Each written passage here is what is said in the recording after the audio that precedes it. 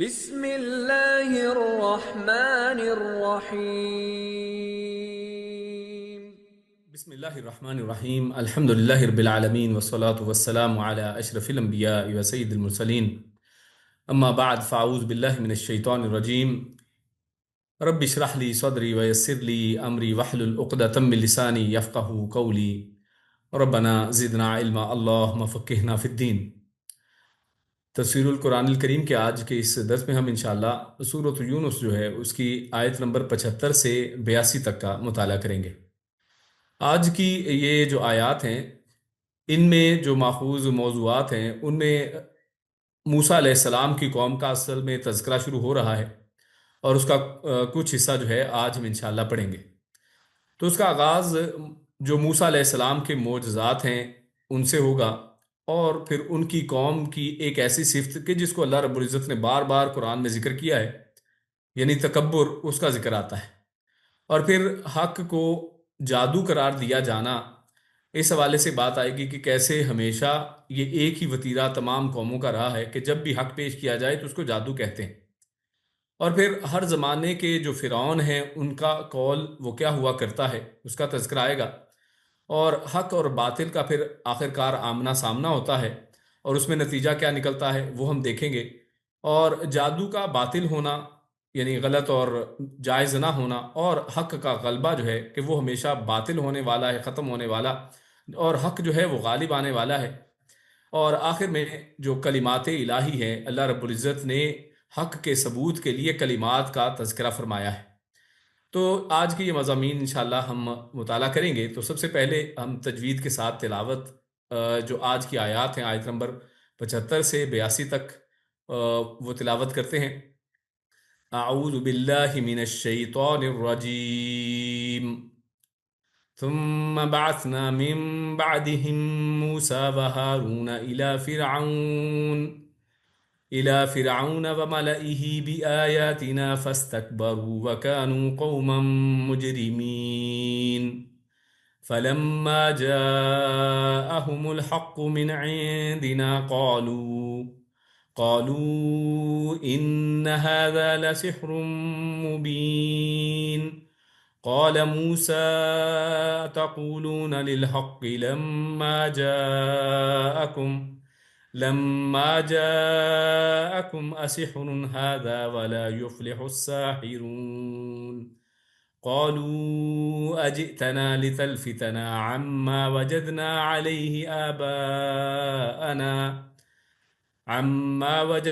عليه آباءنا وتكون لكم الكبرياء في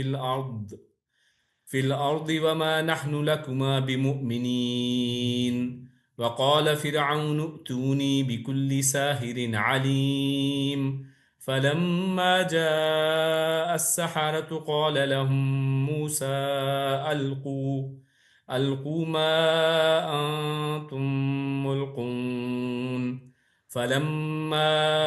ألقوا قال موسى ما جئتم به السحر إن الله سيبطله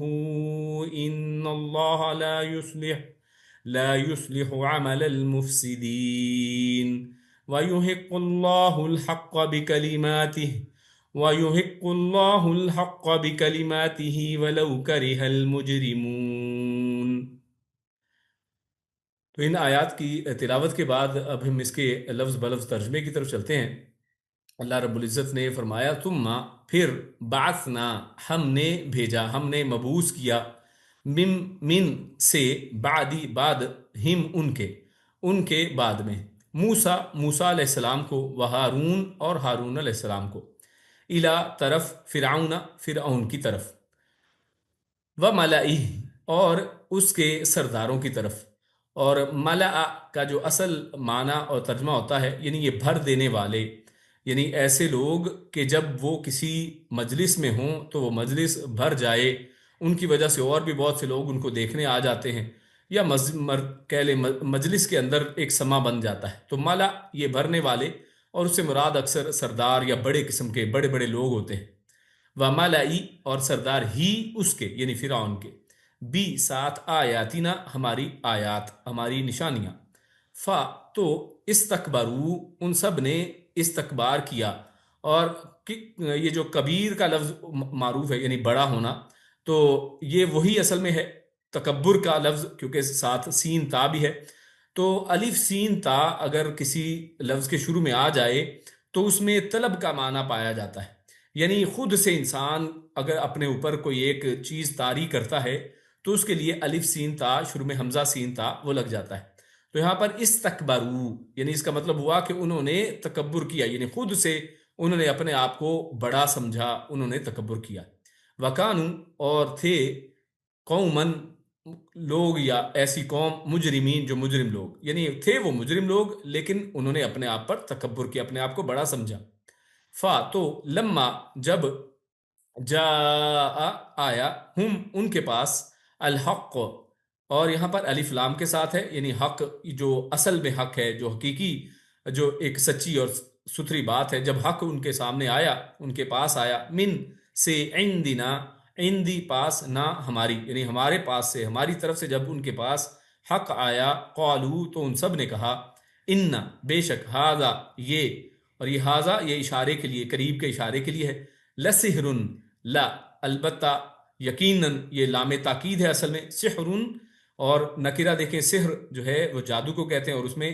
نکرہ یعنی یہ تو ایک عام سا جادو ہے. انہوں نے کہا کہ یہ تو ایک جادو ہے مبین، واضح جو ہے، یعنی یہ تو ہمارے سامنے بالکل کھلا ایک جادو ہے. قالا تو فرمایا، قالا ایک کے لیے ہے، قالا موسیٰ، موسیٰ علیہ السلام نے فرمایا، کیا یہ سوال کے لیے ہے، اور اور حل یہ دو ایسے حروف ہوا کرتے ہیں کہ جب یہ سوال کے طور پر آئیں، یا پھر حل، تو ان کا جواب ہمیشہ ہاں یا نہ میں صرف ہو سکتا ہے، ورنہ اس کے علاوہ بہت سے اور سوال کے لیے عربی زبان میں جو صیغے استعمال ہوتے ہیں ان کے جواب میں تفصیل ہوا کرتی ہے، لیکن یہاں پر اور حل میں کوئی تفصیل نہیں ہوتی، بلکہ مراد ہاں یا نہ میں جواب لینا ہے. تو کیا تقولون تم سب کہتے ہو، للحق کی حق کے بارے میں، لی یعنی لیے یا اس کے بارے میں یا اس کو، لما جب جاءکم وہ آیا تمہارے پاس، کیا تم حق کے بارے میں ایسی بات کرتے ہو جبکہ وہ تمہارے پاس آ گیا ہے. کیا سحر جادو ہے، ہاذا یہ، کیا یہ جادو ہے، یعنی حق کے بارے میں فرما رہے ہیں موسیٰ علیہ السلام کہ کیا یہ حق تمہیں جادو لگتا ہے. اور یا حالانکہ لا یفلح نہیں فلاح پاتے الساحرون جادوگر، حالانکہ جادوگر جو ہے نا وہ کبھی فلاح نہیں پاتے. قالو اور یہاں پہ الف لام جو ہے یہ کس کے لیے ہے، یہ خاص کرنے کے لیے نہیں، بلکہ ویسے ہی ہے جیسے الحمد کے اندر الف لام لگتا ہے، یعنی جتنے بھی جادوگر ہوتے ہیں سب کے سب جادوگر جو ہیں وہ کبھی فلاح نہیں پاتے ہیں. قالو تو ان سب نے کہا، کیا جیتا، جا کہتے ہیں نا آنے کو، تو جیتا لایا ہے یا آیا ہے، نہ ہمارے پاس تو آیا ہے، لی تاکہ تلفتنا تاکہ تو التفات کر دے یعنی پھیر دے ہم سے، یا ہمیں پھیر دے، اما ہمیں پھیر دے کس سے، ان بارے میں، ما جو یعنی اس سے جو، یہ ان اور ما کا مرکب ہے، ایک جوڑ کر ایک لفظ جو ہے اس طرح سے لکھا جاتا ہے،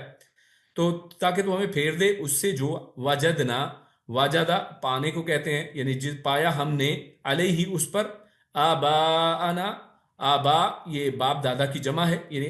ہم نے اپنے باپ دادا کو جس پر پایا، تو اس لیے آیا ہے کہ تو ہمیں اس سے پھیر دے. وَتَكُونَ اور تو ہو، اور ہو لَكُمَا تم دونوں کے لیے، الکبریا وہی جو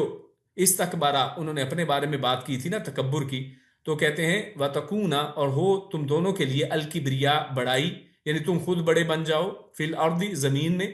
وما اور نہیں ہے، نحنو ہم، لکما تم دونوں پر، بی ساتھ، مؤمنین ایمان لانے والے، ہم تم دونوں پر ایمان نہیں لانے والے. وقال اور فرمایا، فرعون اور کہا فرعون نے، ائتونی سب لے آؤ میرے پاس، ائتو یعنی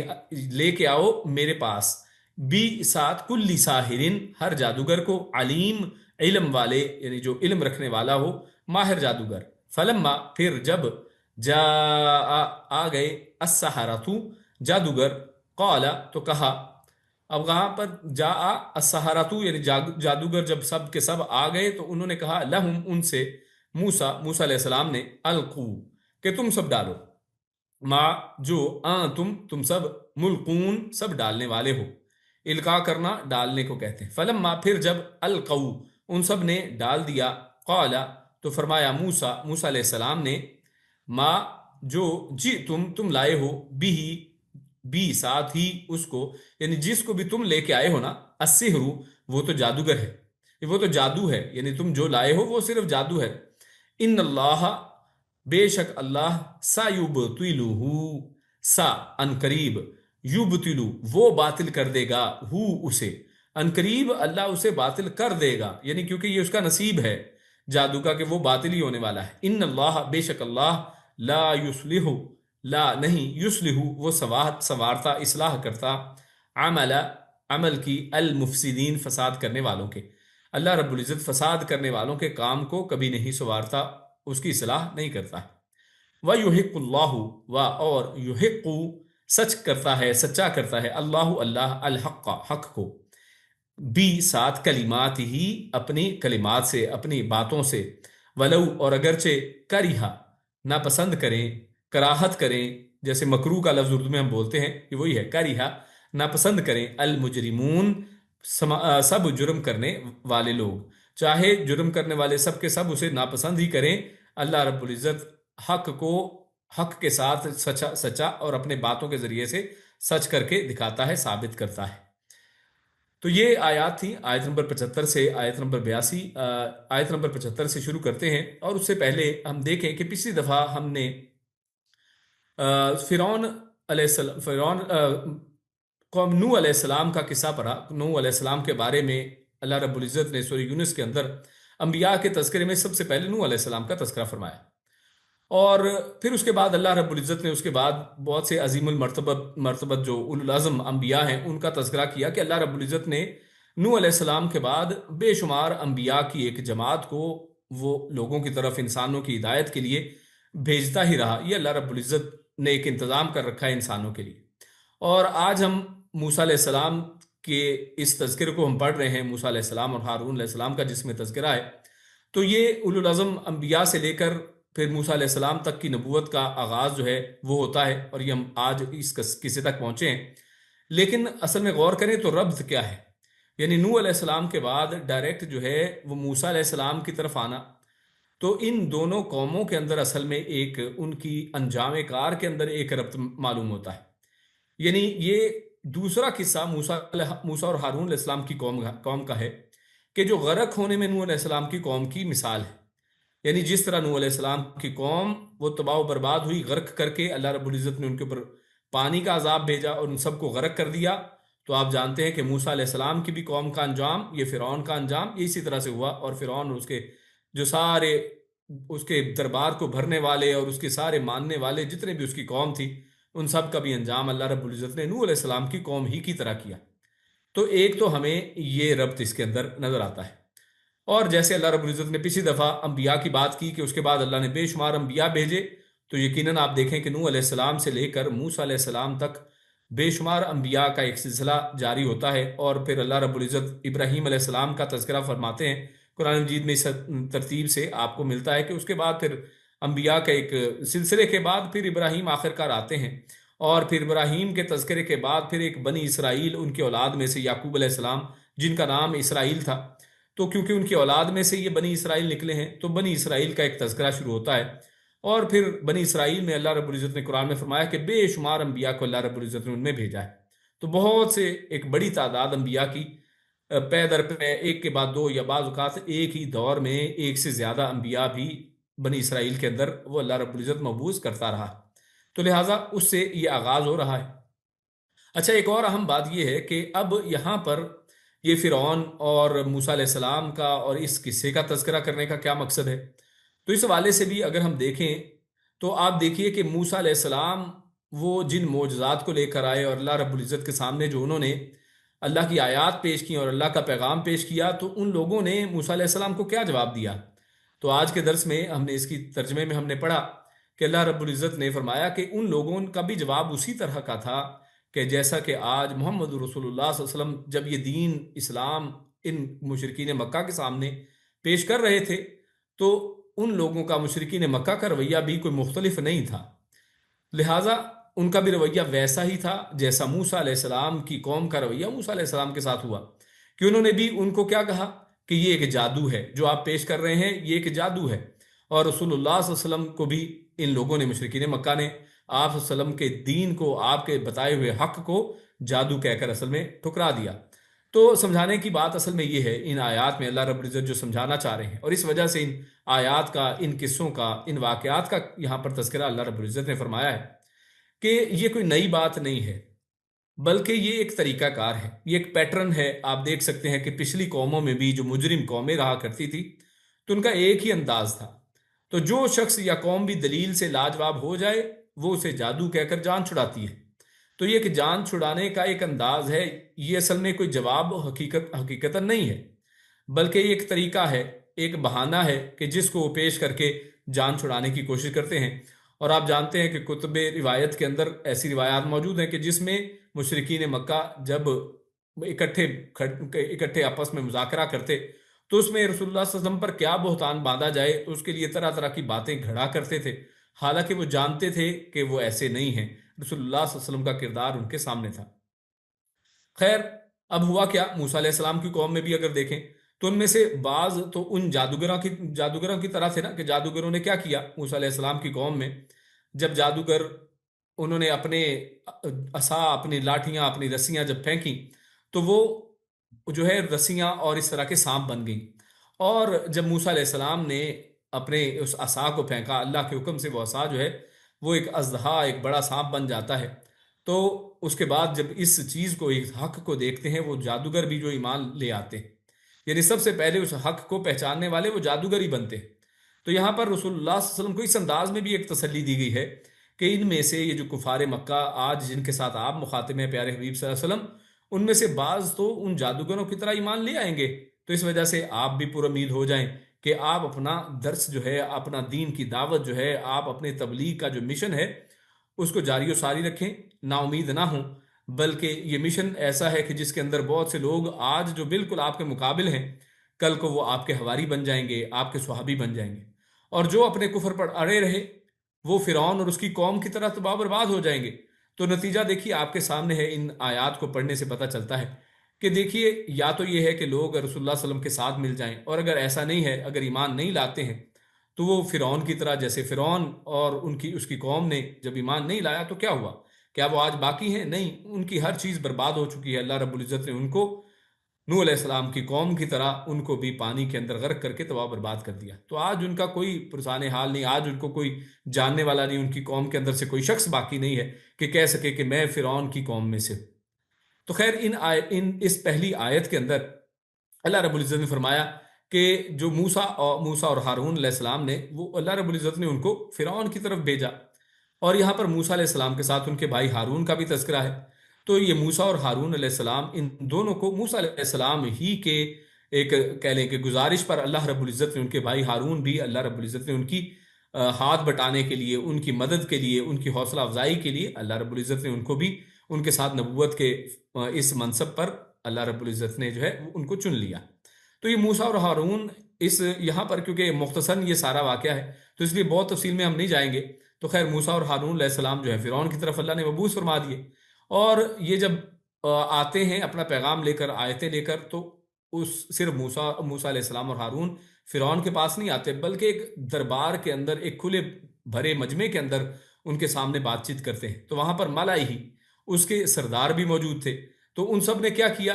ظاہر ہے کیا کرتے، ہمیشہ کی طرح، جیسے ہمیشہ جو ہے کفار ان کا رویہ ہوا کرتا ہے، انہوں نے بھی کیا کیا؟ اللہ کی آیات کا استکبار کیا ہے، اپنے آپ کو بڑا سمجھا کہ یہ کیا چیز ہیں اور ان کو کوئی وقت دینے کی ضرورت نہیں ہے۔ اور یہاں پر آیات کا کیونکہ تذکرہ آیا ہے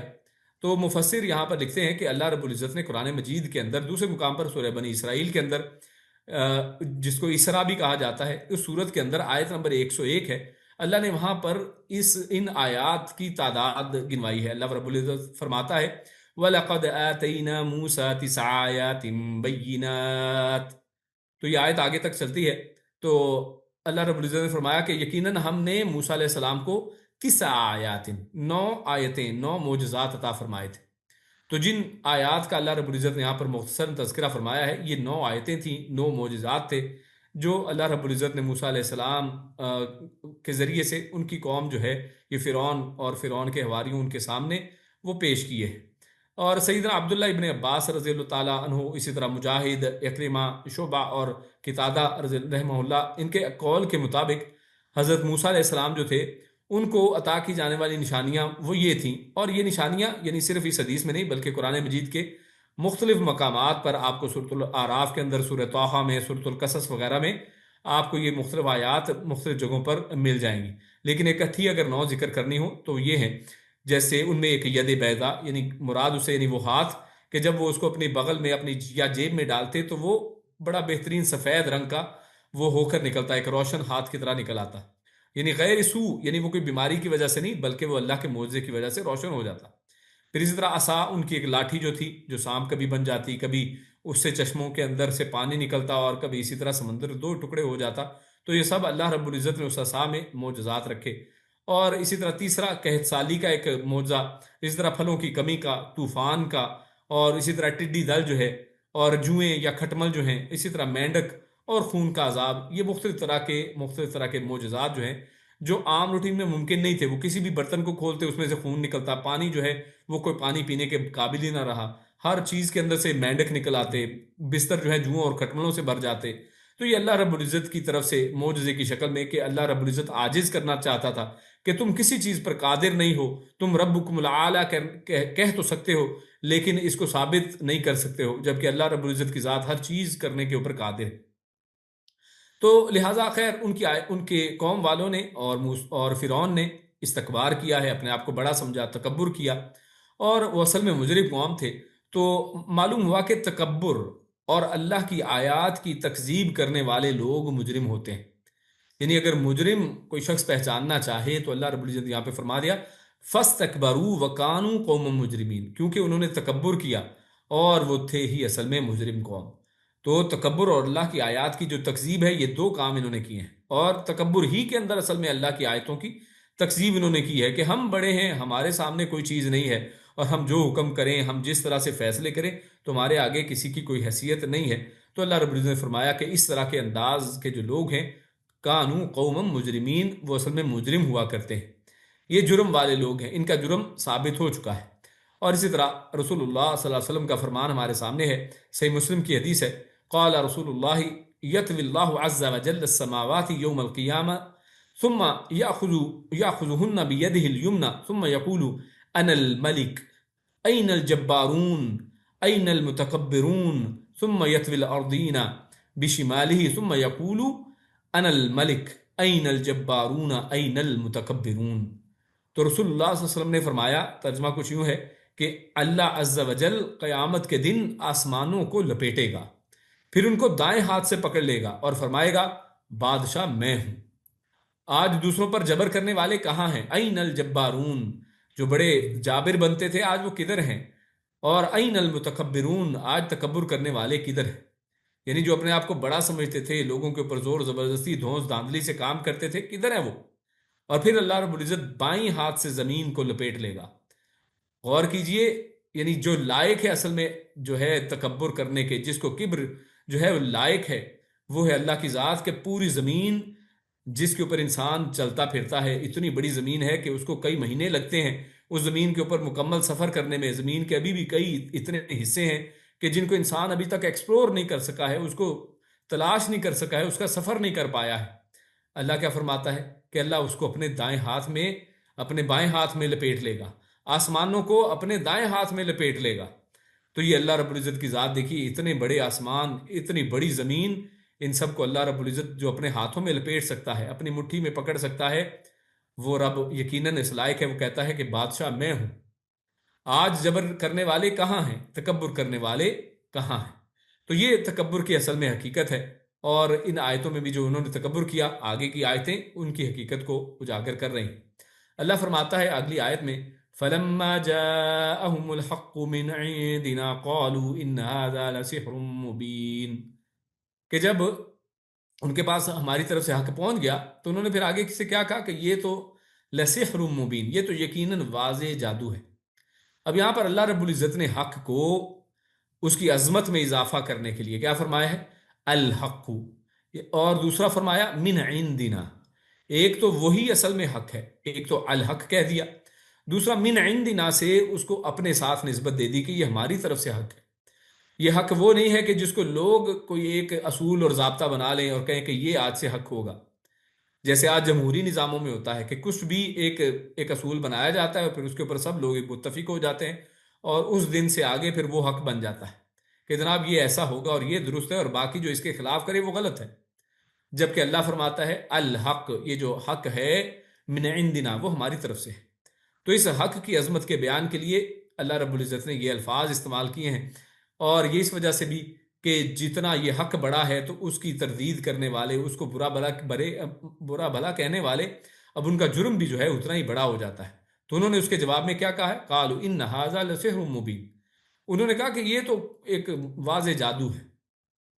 تو اس واضح حق کی تردید جب وہ کسی طرح نہ کر سکے تو دیکھیے انہوں نے کیا کہا، گھسا پٹا وہی ایک الزام انہوں نے گھڑا ہے، کیونکہ اس کا جواب تو دے نہیں سکتے تھے تو اس کو کہہ دیا کہ یہ تو ایک جادو ہے، تو جادو کہہ کے اس کو اصل میں ٹال دیا ہے.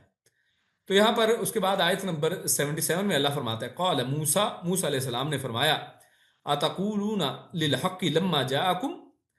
کہ تم حق کے بارے میں یہ بات کر رہے ہو جبکہ وہ تمہارے سامنے بالکل یعنی واضح ہے اور آ چکا ہے تمہارے سامنے. یعنی جب کوئی چیز نہ ہو نا تو بندہ کہہ سکتا ہے کہ پتہ نہیں کیا چیز ہوگی، پتہ نہیں صحیح ہوگی بھی کہ یا نہیں ہوگی، لیکن جب آنکھوں کے سامنے کوئی چیز آ جائے، جب چیزیں واضح ہو جائے تو تب بھی اس کو نہ ماننا یہ بہت بڑا جرم ہوتا ہے. تو اس وجہ سے مفسرین نے فرمایا کہ کفار کے جواب میں یعنی انہوں نے جو لسحر مبین کہہ کے ایک الزام لگایا ہے، تو اس کے جواب میں موسیٰ علیہ السلام نے یہ 3 باتیں اس ایک آیت میں کہی. پہلی بات کیا کہی؟ فرمایا اتقولون للحق لما جاءکم، کہ کیا تم حق کے بارے میں یہ کہہ رہے ہو. یعنی کیسی عجیب بات ہے کہ کوئی حق کے بارے میں یہ کہے کہ یہ جادو ہے. یعنی کوئی جادو کو جادو کہہ دے تو وہ تو ماننے والی بات ہے، لیکن ایک طرف حق ہو اور بالکل واضح ہو، انہیں پتہ بھی ہو کہ ہمارے سامنے آنکھوں کے سامنے ایک لاٹھی ہے، اور موسیٰ علیہ السلام جو انہی کے گھر میں پلے بڑے تھے، فرعون کے گھر میں، جانتے ہیں کہ یہ جادوگر نہیں ہے، لیکن وہ لاٹھی جب پھینکتے ہیں اور لاٹھی اژدہا سانپ بن جاتی ہے، بغل میں سے ہاتھ نکالتے ہیں تو وہ ید بیضا سفید ہاتھ ہو جاتا ہے. تو یہ جادو کیسے ہو سکتا تھا؟ اس حق کو دیکھنے کے باوجود وہ اس کو جادو کہتے ہیں. تو اس کے اوپر موسیٰ علیہ السلام نے پہلا جواب یہ دیا، کیا تم حق کے بارے میں یہ کہہ رہے ہو کہ یہ جادو ہے جبکہ حق تمہارے سامنے ہے، بالکل واضح ہے. تو دوسری بات انہوں نے کیا کی؟ دوسرا فرمایا اسحر ھذا، یعنی کیا تمہیں یہ جادو لگتا ہے؟ کیا یہ جادو ہے؟ یعنی تم تو جانتے ہو، آپ جانتے ہیں کہ فرعون اور فرعون کے زمانہ اور یہ مصر کی یہ جو تہذیب تھی، خصوصاً اس زمانے کی جو تہذیب ہے، اس کے اندر جادو کیونکہ عام تھا. تو وہ لوگ جادو کو ظاہر ہے بڑی اچھی طرح جانتے ہوں گے. ان میں سے ہر شخص جو ہے پہچان سکتا ہے کہ یہ جادو ہے یا کوئی شوکدہ بازی ہے یا یہ کوئی آنکھوں کا دھوکہ ہے. تو بڑی کلیئرٹی سے انسان کو پتہ چل جاتا ہے کہ یار یہ ریالٹی ہو سکتی ہے یا نہیں ہو سکتی. تو اسی وجہ سے موسیٰ علیہ السلام نے ان کو کہا کہ جب تم اتنے ماہر ہو اور تم ان چیزوں کے اندر اس میں سارا پتہ ہے، تو یہ چیز کیا تمہیں جادو لگتی ہے؟ کیا یہ جادو ہے؟ تو یہ سوال انکار کے لیے اصل میں کیا ہے. یعنی یہ جادو کیسے ہو سکتا ہے؟ جیسے کوئی پھول کو پتھر کہے تو اسے کہا جائے گا کہ یہ پتھر ہے، یعنی تم اس کو پتھر کہہ رہے ہو، یہ تو پھول ہے تمہارے سامنے. تو تیسری بات انہوں نے اس کے جواب میں کہی وَلَا يُفْلِحُ السَّاحِرُونَ، کہ جو ساحرون ہیں، جو جادوگر ہوا کرتے ہیں، وہ کبھی بھی فلاح نہیں پاتے ہیں. یعنی جادوگر تو کبھی کامیاب ہوتے ہی نہیں ہیں، جبکہ تم دیکھ رہے ہو کہ میں دلیل و برہان کی روح سے کامیاب ہوں. یعنی میں نے تمہیں دلیل پیش کی ہے، تمہارے پاس اس کے جواب میں کوئی دلیل نہیں ہے، تو کامیاب تو میں ہوا، جبکہ جادوگر تو کبھی کامیاب ہی نہیں ہوتے ہیں. تو یہ پھر جادو کیسے ہو سکتا ہے؟ اور اس میں ایک اور باریک نکتہ بھی ہے. وہ کہتے ہیں کہ مفسر کے اس میں آئندہ اصل میں جو جادوگروں کے ساتھ مقابلے میں اپنی کامیابی اور جادوگروں کی ناکامی کی طرف بھی اشارہ فرما دیا، کیونکہ اللہ رب العزت کی طرف سے اللہ رب العزت نے جو ان کو علم دیا تھا اس کی روشنی میں موسیٰ علیہ السلام یہ فرما رہے ہیں، یعنی ایک ایسی بات بھی بتا رہے ہیں کہ جو آگے ابھی ہونے والی ہے. اور اس حوالے سے اللہ کے نبی موسیٰ علیہ السلام کیونکہ اولو العزم من الرسل میں سے ہیں،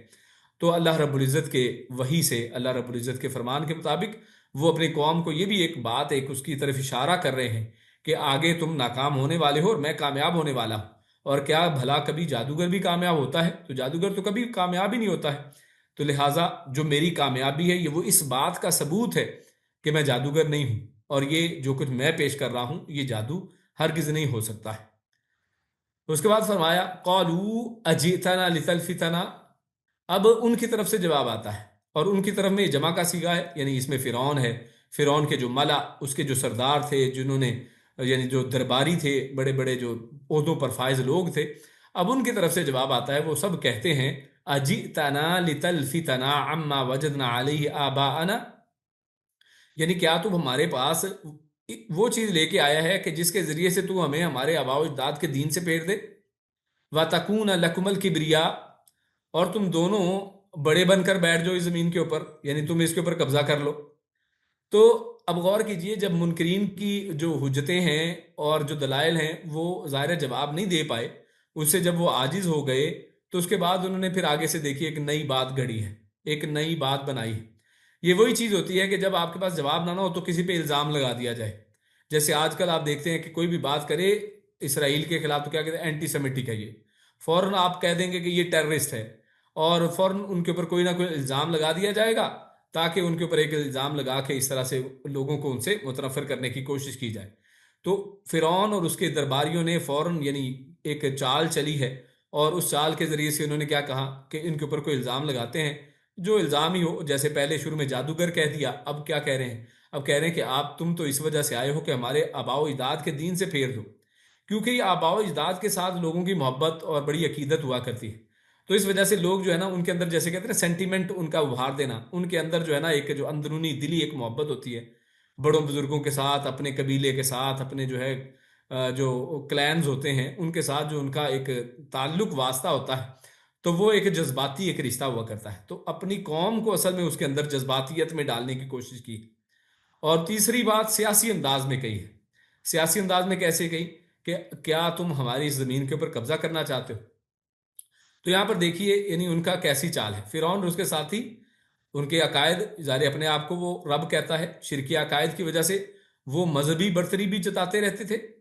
اور سرزمین مصر کی حکومت پر قبضے کی وجہ سے تمام وسائل کے مالک بن کر وہ سیاسی طور پر بھی سب سے بڑے بنے ہوئے تھے۔ اس لیے انہوں نے یہ دو الزام یہاں پہ لگائے ہیں، یعنی ایک تو یہ کہ تاکہ ہمارا مذہب بھی بچ جائے، اور مذہب کے لیے دلیل اپنے پاس یہ گھڑی کہ جناب ہمارے جو باپ دادا کی طرف سے جو چلتا آ رہا ہے، کیا تم ہمیں اس سے پھیرنا چاہتے ہو؟ اور دوسرا اپنی سیاست کو بچانے کے لیے یہ کہہ دیا کہ تم تو زمین کے اوپر دونوں قبضہ کرنا چاہتے ہو، تم اس کے اوپر بڑے بننا چاہتے ہو، یعنی یہاں پر تم اصل میں قبضہ کر کے حکومت قائم کرنا چاہتے ہو۔ اور پھر کیا کہا، وما نحن لکما بمؤمنین، یعنی ہم تو تم دونوں پر ایمان لانے والے نہیں ہیں۔ یعنی تنقید آبا پر اصرار اور دنیاوی وجہ، دنیاوی جو کبر ہے اس کی خواہش، انہوں نے انہیں ایمان لانے سے روکے رکھا۔ تو جو ایمان لانے سے روکنے والی جو چیزیں ہیں، یہ دو یہاں پر ذکر فرما دی، جو ہمارے لیے اصل میں یہاں پر نقطہ نکلتا ہے، پوائنٹ ہے سمجھنے والا اور نصیحت باندھنے والی، اور چیز جو سیکھنے والی اس آیت کے اندر یہ ہے کہ انسان ان دو چیزوں کو اپنے اندر سے نکال دے۔ اگر انسان ان دو چیزوں کو چھوڑ دے تو حق کو تسلیم کرنا، ایمان لانا، وہ انسان کے لیے فرما برداری کرنا بڑا آسان ہو جاتا ہے۔ یعنی ایک تو یہ کہ آبا کی جو تقلید ہے اور ان کے اوپر جو تنقید اگر کوئی کرے تو اس سے انسان باہر نکل آئے، کیونکہ آبا غلط بھی ہو سکتے ہیں۔ اللہ رب العزت نے قرآن مجید میں ایک جگہ پر ارشاد فرمایا کہ چاہے وہ ذرا بھی ہدایت پہ نہ ہو اور نہ ہی کچھ جانتے ہیں، تو کیا پھر بھی تم ان کی پیروی کرو گے؟ یعنی اللہ نے واضح طور پر قرآن مجید کی ایک آیت میں ان کو بے علم بھی کہا ہے کہ ہو سکتا ہے بڑے جن کے طرف تم نسبت کر کے یہ سارے کام کرتے چلے جا رہے ہو سکتا ہے ان کو کسی چیز کا علم ہی نہ ہو، تو انہوں نے تو ویسی ایک یہ چیز ایک رواج کے طور پر رکھی ہو، اور تم لوگوں نے اس کو مذہب بنا لیا ہے، اور ان لوگوں نے تو ایک غلطی کر لی لیکن تم اس غلطی کے اوپر بار بار جو ہے اصرار کر رہے ہو۔ اور دوسرا دنیاوی وجہ، دنیاوی جو شان و شوکت اور دنیاوی جو ہے وہ سیاست، اور اس کے اندر جو انسان کو اپنی کرسی کی جو ہوس ہوتی ہے اس کی خواہش، یہ بھی انسان کو حق اور ایمان کو قبول کرنے میں روکتی ہے۔ آپ اسی وجہ سے دیکھیں گے کہ جب بھی حق کی بات کی جائے تو جو عوام الناس ہے نا، آپ مسلمانوں کے اندر ہی آپ اگر معاملہ دیکھ لیں تو اگر کسی کو بتایا جائے کہ یہ جو ہے توحید یہ ہے اور جو باقی سب جو چل رہا ہے مسلمانوں کے اندر وہ شرک ہے، یا اسی طرح یہ جو ہے سنت ہے، جبکہ اس کے علاوہ جو عوام الناس کے اندر پھیلا ہوا ہے وہ سب بدعت ہے، تو اس کے اندر اگر آپ دلائل ان کے سامنے پیش کریں، قرآن و سنت کو کھول کے پیش کریں، تو ہم نے خود کتنے لوگوں کو دیکھا ہے کہ وہ مان جاتے ہیں، دلیل جب ان کے سامنے آتی ہے آنکھیں کھل جاتی ہیں۔ لیکن یہ ماننے والے زیادہ تر وہ لوگ ہوتے ہیں جو چھوٹے لوگ ہوتے ہیں، جو عام لوگ ہوتے ہیں۔ کیوں؟ کیونکہ ان کی کوئی بائسنس نہیں ہوتی، ان کو نہ دنیا کی کوئی لالچ ہے، نہ ان کی کوئی کبریائی اور ان کی کوئی بڑائی، ان کی کوئی کرسی چودراہٹ کوئی چھن رہی ہوتی ہے، اور نہ ہی وہ کسی یعنی خاندان کی وجہ سے وہ سارا کر رہے ہوتے ہیں، بس لوگ کر رہے تھے وہ بھی کرنا شروع ہو گئے، تو جب دلیل سامنے آئی تو مان جاتے ہیں۔ لیکن جو کسی بھی مسلک مذہب کے جو بڑے ہیں، علماء ہیں، اب ان کے سامنے آپ چاہے قرآن کھول کے رکھ لیں چاہے حدیث کھول کے رکھ دیں تو اس کی کوئی تعویل کرنے کی کوشش کرتے ہیں، اس کو گھما پھرا کر وہ کہیں گے نہیں ہماری بات درست ہے۔ کیوں؟ کیونکہ اب وہ اس ایک شان و شوکت کے اندر اس ایک بڑے مرتبے اور منزل کے اوپر بیٹھے ہیں، اور دوسرا انہوں نے قصے کہانیاں اپنے آباء اجداد کے ساتھ وہ گھڑ رکھی ہیں کہ جس کی وجہ سے آج اگر اس کے اوپر وہ اس کو چھوڑ دیں تو لوگوں کی تھو تھو جو ہے ان کو وہ ہاتھ میں آئے گی، یعنی ان کے حصے میں صرف تھو تھو ہی بچے گی اور کوئی ان کی عزت نہیں کرے گا۔ تو اس بے عزتی سے بچنے کے لیے یہ لوگ اپنے ایمان لانے سے پرہیز کرتے ہیں، یعنی واضح طور پر، اور بعض کیا کرتے ہیں لوگوں کے سامنے کم از کم ایمان نہیں لاتے، چاہے اکیلے اندر مانتے ہیں، اپنی نجی محفلوں کے اندر یہ بتا دیتے ہیں، واضح کر دیتے ہیں۔ کئی ویڈیوز آج تو یوٹیوب میں موجود ہیں کہ جناب یہ ہے تو حق یہ، لیکن ہم کیا کریں، اب جو ہے لوگوں کے سامنے اب اس طرح سے پیش کرنا پڑتا ہے۔ تو خیر معلوم ہوتا ہے کہ اصلاح کی جو ہر تحریک جو ہے، اگر آپ دیکھیں چاہے وہ پرانی ہو یا نئی، وقت کے تمام فرعون اس پر یہی الزام رکھتے ہیں، یعنی ان کے اوپر دو الزام آپ کو آئیں گے۔ ایک تو آپ کے اوپر یہ الزام آئے گا کہ آپ ہمیں ہمارے آباء و اجداد سے دور کرنا چاہ رہے ہیں، اور دوسرا یہ کہ آپ ہماری کرسی کے اوپر کوئی قبضہ کرنا چاہ رہے ہیں۔ حالانکہ انبیاء اور مصلحین جو داعین محض اصلاح کے لیے آتے ہیں، جیسے پچھلی دفعہ ہم نے نوح علیہ السلام کے حوالے سے پڑھا کہ انہوں نے کہا کہ میں تم سے کوئی اجر تو مانگتا نہیں ہوں، میں کون سا تمہارے سے کوئی تنخواہ لیتا ہوں، میرا اجر تو اللہ کے پاس ہے۔ لیکن اگر حکمران اسلام قبول کر لیں اور خود ہی اصلاح کا فریضہ سر انجام دینے لگ جائیں، یعنی مصلحین اور انبیاء کا مقصد ہی ہوتا ہے تاکہ حکمرانوں کو سمجھائیں، کیونکہ جب اگر کوئی حاکم جو ہے مسلمان ہو جائے، اگر حاکم حق کو قبول کر لے تو تمام عوام کا حق کو قبول کرنا آسان ہو جاتا ہے، تو وہ خود ہی اصل میں اصلاح کا فریضہ سر انجام دینے لگ جاتے ہیں، تو ان کی حکومت سے تعارض نہیں کیا جاتا۔ یعنی اکثر آپ نے دیکھیں گے کہ جب اگر حکمران مان جائے تو پھر ایسا نہیں کیا جاتا کہ اس کی حکومت کے خلاف جو ہے بغاوتیں شروع کی جائیں کہ نہیں جناب تمہیں حکومت میں بھی نہیں رہنے دینا، کیونکہ ان انبیاء کو حکومت چاہیے ہی نہیں ہوتی ہے، یہ حکومت کے لالچی ہوتے ہی نہیں ہیں۔ یہ اسی طرح دائی اور بڑے بڑے جو علماء ہیں ان کو حکومت یا عہدہ اور کرسی نہیں چاہیے ہوتی، تو اس لیے ہرکل نے اپنے قوم سے کہا تھا کہ اگر چاہتے ہو کہ تمہاری حکومت قائم رہے تو اسلام قبول کر لو، مگر وہ بدنصیب نکلے، قوم نے نہیں مانا، اور ہرکل بھی ان کی بادشاہ کے طمع میں ایمان سے محروم ہو گیا، یعنی اس نے خود بھی ایمان نہیں لایا کہ بھی میں اگر ایمان لے آیا تو بادشاہ جاتی رہے گی، یہ لوگ تو پھر میرے پیچھے نہیں چلیں گے کیونکہ قوم کا ارادہ تو میں نے جان لیا ہے۔ لیکن آپ دیکھیں گے کہ مسلمانوں کے اندر آپ امام ابن تیمیہ رحمہ اللہ کو دیکھ لیں، اس طرح امام محمد بن عبد الوہاب رحمہ اللہ کو دیکھ لیں کہ محمد بن عبد الوہاب رحمہ اللہ نے سعودی عرب کے اندر، یعنی سعودی عرب تو نہیں تھا اس زمانے میں،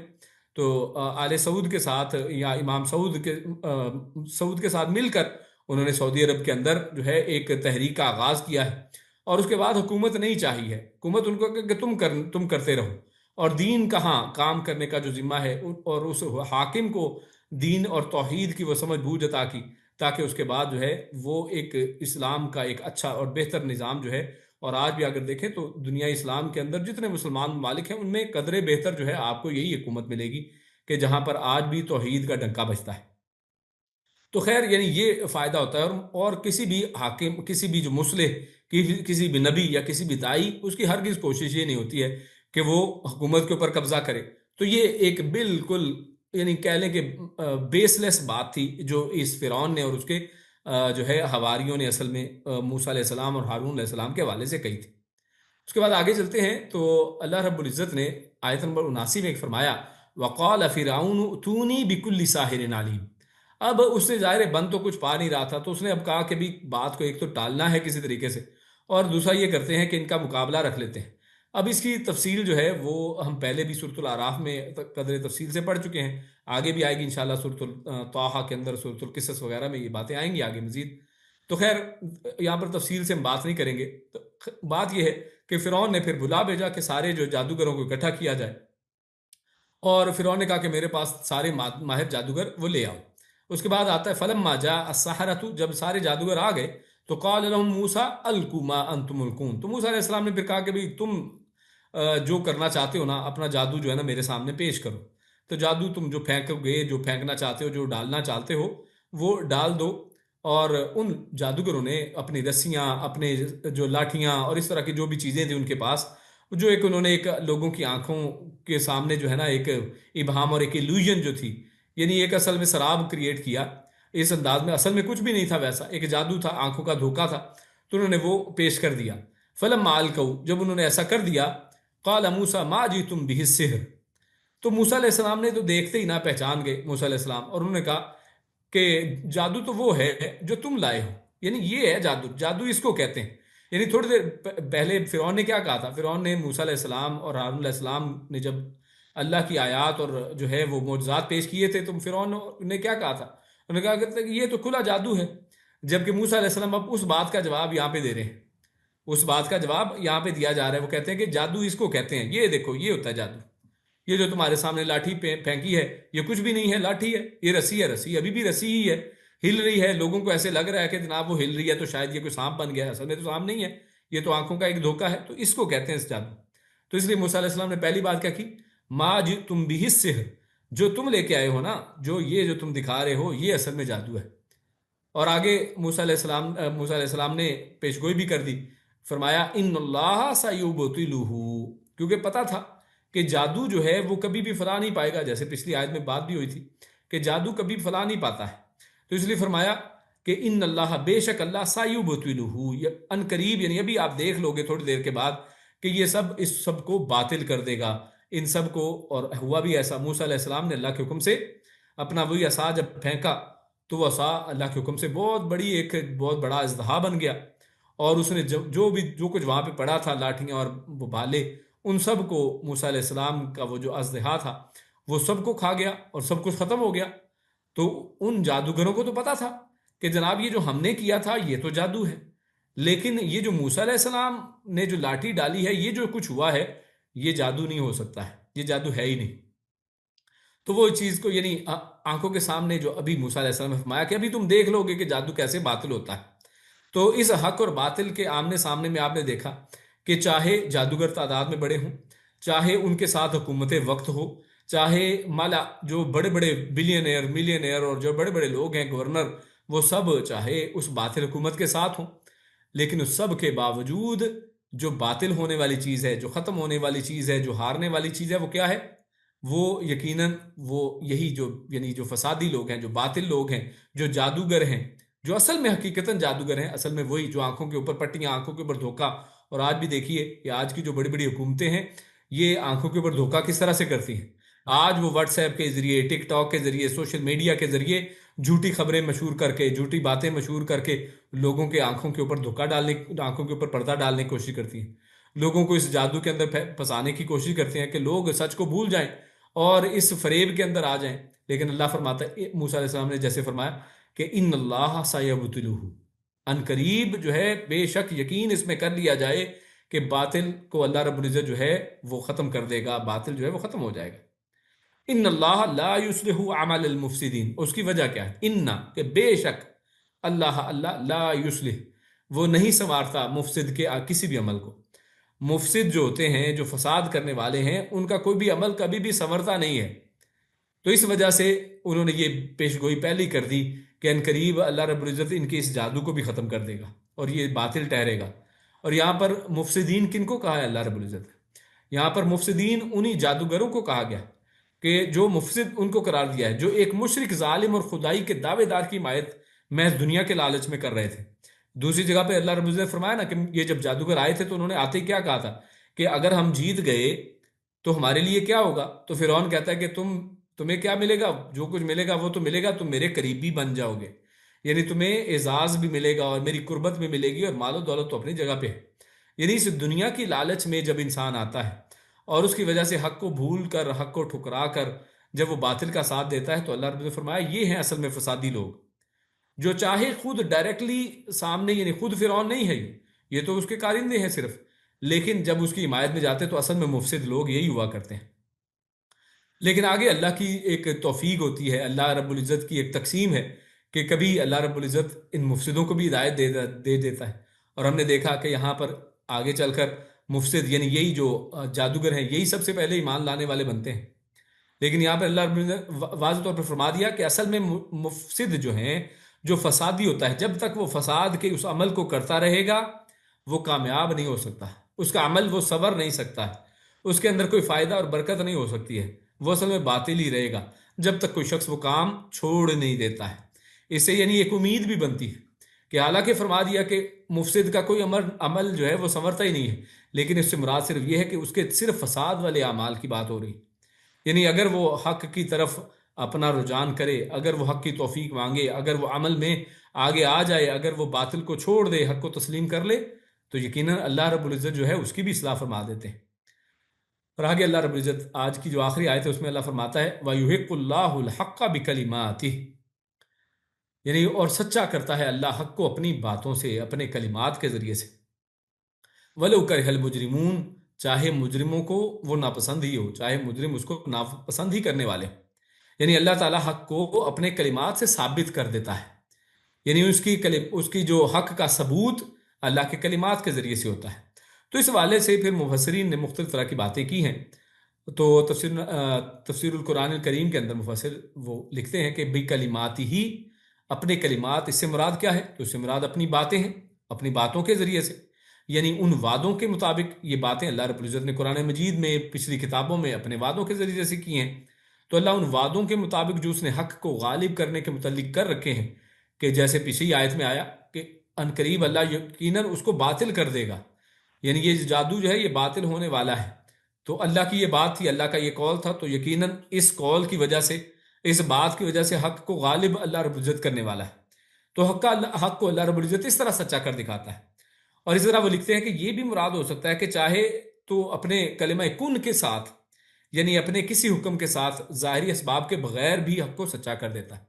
یعنی ضروری نہیں ہے کہ ہر دفعہ یعنی حق و باطل آپس میں آئیں اور ٹکرائیں اور سارا مقابلہ ہو اور سارا کچھ اس طرح جو ایک عام جو ہے نیچرل جو فطرت کے اصولوں کے مطابق بات چیت ہوتی ہے، ویسے نہیں۔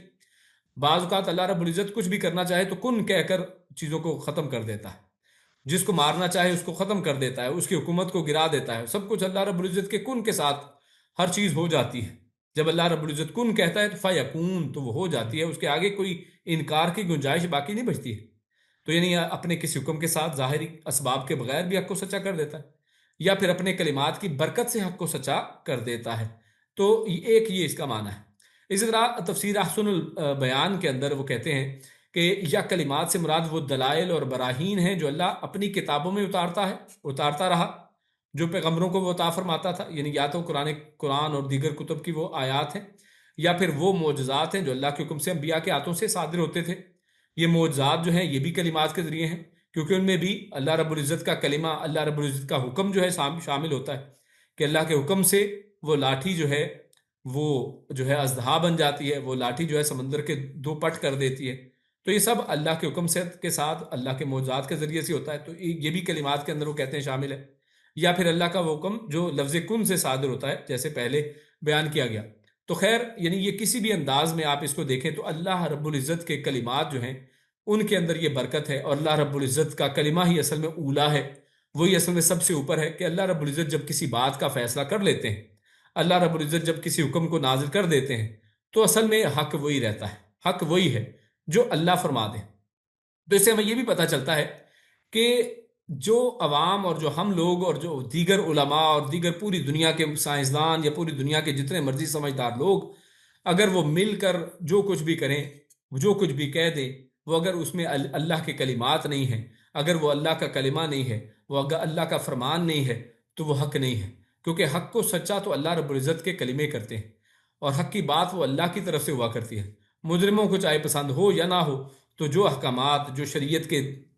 جو طور طریقے ہیں، جو شریعت مطہرہ اللہ رب العزت نے مسلمانوں کے لیے، انسانوں کے لیے بھیجی ہے، وہی اصل میں حق ہے، اور اللہ اس کو ثابت کرتا رہتا ہے۔ اور آج بھی جو ہے مختلف انداز میں، مختلف طریقہ کار سے ہمارے سامنے یہ باتیں واضح ہوتی رہتی ہیں، کہ جب بھی آپ دیکھیں گے تو ہمیشہ حق جو ہے حقیقتاً اور انجام کار کے اعتبار سے حق ہی اصل میں وہ اس کا پلڑا بھاری رہتا ہے، وہی ہمیشہ اولا رہتا ہے۔ ہاں وقتی طور پر انسان جو ہے دیکھتا ہے کہ کبھی انسان کمزور ہو جاتا ہے، کبھی مسلمان کمزور ہو جاتے ہیں، لیکن اللہ رب العزت کا یہ طریقہ کار ہے، اور مسلمانوں کو، انسانوں کو جگانے کے لیے یہ مختلف طور طریقے انداز ہیں،